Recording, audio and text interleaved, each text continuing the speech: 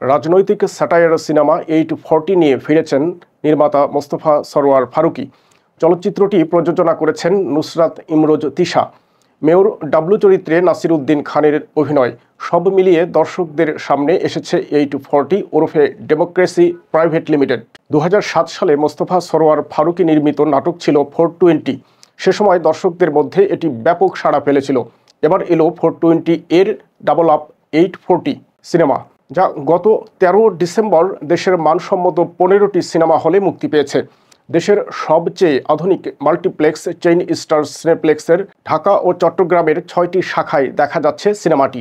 এছাড়াও ঢাকার blockbuster cinemas ও Shyamoli cinema, সিলেটের গ্র্যান্ড মুভি থিয়েটার, নারায়ণগঞ্জের সিনেস্কোপ, চট্টগ্রামের সিলভার স্ক্রিন ও সুগন্ধা সিনেমা, রাজশাহীর গ্র্যান্ড রিভার ভিউ, বগুড়ার মমইন এবং পাবনার রূপকথায় সিনেমাটি দেখা যাচ্ছে প্রথম সপ্তাহ থেকে। 840 এর পোস্টার, ট্রেলার ও প্রিমিয়ার শো নিয়ে ইতোমধ্যে শোরগোল তৈরি হয়েছে দর্শকদের মধ্যে। সংশ্লিষ্ট ব্যক্তিদের ধারণা, প্রেক্ষাগৃহ থেকেও দর্শকরা উপভোগ করবেন সিনেমাটি।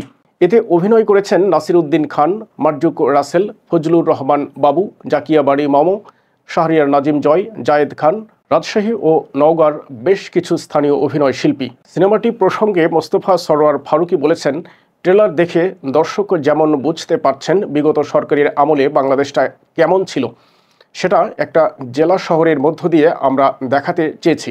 এটাকে আমরা বলতে পারি আওয়ামী দুঃশাসনের এক্সরে রিপোর্ট। আমি বিশ্বাস করি এই দুঃশাসন নিয়ে আরও এক্সরে রিপোর্ট সামনে হবে। নির্মাণের পাশাপাশি ছবিটির চিত্রনাট্যও করেছেন মোস্তফা সরোয়ার ফারুকী। সিনেমাটি প্রযোজনা করেছেন তার স্ত্রী জনপ্রিয় অভিনেত্রী নুসরাত ইমরোজ তিশা। সঙ্গে আছে ইমপ্রেস টেলিফিল্ম। চিত্রগ্রহণ করেছেন শেখ রাজিবুল ইসলাম। সঙ্গীত পরিচালনায় ছিলেন পাভেল আরিন ও সাউন্ড ডিজাইনার রিপন নাথ। সম্পাদনায় তাহসিন মাহিম ও শিল্প পরিকল্পনা করেছেন ইব্রাহিম এইচ বাবু। পোশাক পরিকল্পনা করেছেন পূজাঞ্জলি চৌধুরী ও মেকআপে ছিলেন মোহাম্মদ খায়রুল ইসলাম।